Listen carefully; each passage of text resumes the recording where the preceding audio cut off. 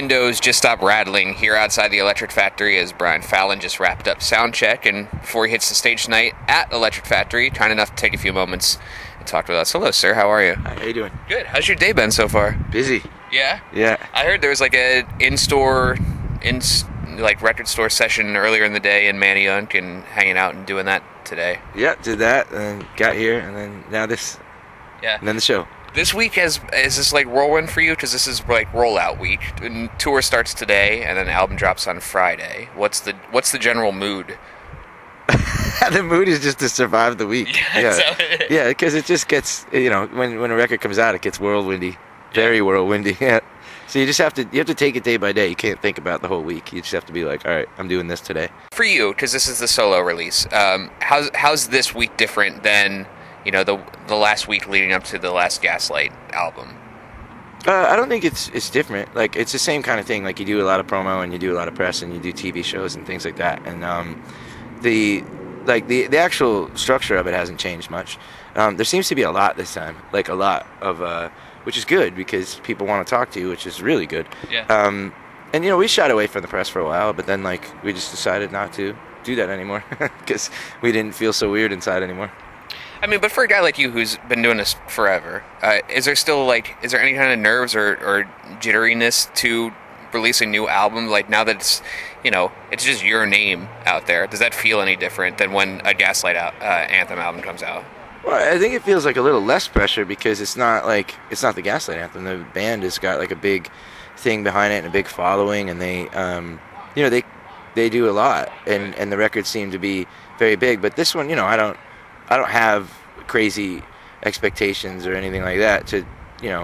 I just kind of want to put it out and see how it does, and I think that it's more just relaxed as far as my expectations on it, so I don't feel that much pressure, really. That's cool. Like, I would have never thought of it that way, but that's cool that you look at it that way, that it's like less pressure because, that thing becomes, when a band gets that big, it becomes a machine after a while. Yeah. And there's a lot of people involved in it. Okay. So this is just you, and you're just like, hey, this is music that I wrote and play, and I'm putting it out there and see how people feel about it. Yeah, I just like it, and I don't really have the same kind of feelings that you would about the big thing, because you're just like, well, I don't expect it to do as well, right. As, you just expect it to be like a little, I mean, I think I would expect less eyes to be on it, because it's only one of the four of us. Right. So it would just be like, well, just roll it out and see what happens. Yeah. I don't know. I don't think about it that much.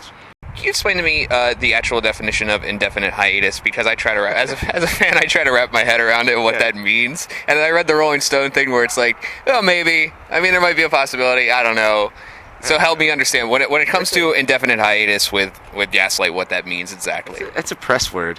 Yeah. Indefinite hiatus isn't a word that a band uses. They just say, we're taking a break. See ya. So is that the way you would put it? Is, hey, we're on a break? Yeah, we're just on a break, and that's what we wrote when we wrote our own release. We were just like, we're gonna take a break. We'll come back if we have a good idea. If we don't, see ya. Yeah, I like that. That's the other thing I read in the Rolling Stone piece was, after the last album, you guys expanded the sound a little bit and did some different things, and then just all looked at each other and go, all right, well, what do you guys want to do now? What now? And then it was like everybody was like, nothing. I don't have an idea. Nobody had an idea, and better to not put out a record if you don't have a good idea. I think that people should do that more often. Just don't be afraid to just not do anything. It's okay. Is there a cause and effect into the, going solo and putting out your own stuff, or was it, okay, that's done for a little while, I'm going to go do this, or was that any in the thinking of taking a pause in Gaslight to begin with? No, it came after, like about a month after I thought about it, and I was like, what am I going to do? Like, am I just going to do nothing, or am I going to, and then I thought, I've always wanted to make this kind of record, so I might as well do it now. And then I spoke to the guys about it, and they were all cool about it. So, yeah, it wasn't. Normally, I think it happens the other way, where like one of the members is like, "I got this side project I'm going to do, so we got to put the band on hold." Right. And I didn't want to do that. And as a fan, that's what you hear in your head too. Yeah. It's like, oh man, like my band's going away for a little while, and then you go, and he's going solo. All right, I see what happened. Yeah, no, I mean that's probably what happens 90% of the time, but not this time.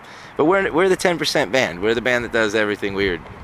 Like if every band in the world does things 90%, this way, we'll probably be and that's not because we choose to, it's just because we're weirdos. Right, and you've brought some Gaslight family out on this tour with you, right? Of course, because it wasn't like a fight or anything. It wasn't like a blow up. It was just like, hey, this is the most sensible thing to do with our band right now, like to protect the whole thing and not to make it into something that's insincere or something that's half-hearted. That would be way worse, I think. Painkillers does come out on Friday, March 11th. For people that haven't gotten to hear it yet, we've gotten a taste, like 3 or 4 singles.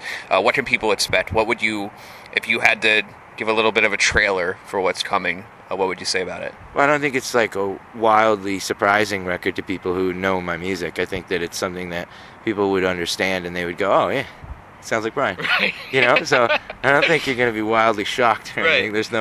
There's nothing crazy on there. I heard you say, like, I wrote those songs and I wrote these songs too, so that's why they kind of sound the same. Well, that's when people say, like, oh, well, I think this should have been a Gaslight record. I go, yeah, but, I don't. So I guess my vote kind of counts more than yours. Yeah. But it's not even my vote. It's that all 4 of our votes. Like, those guys, I know my band better than the people who make their opinion known. People who write about your band. Right, because I'm in the band, and I know that my band would not have played this record the way that it is, or would have maybe wanted to play this record the way that it is. So it couldn't have been the next Gaslight Anthem record, and that is absolutely true.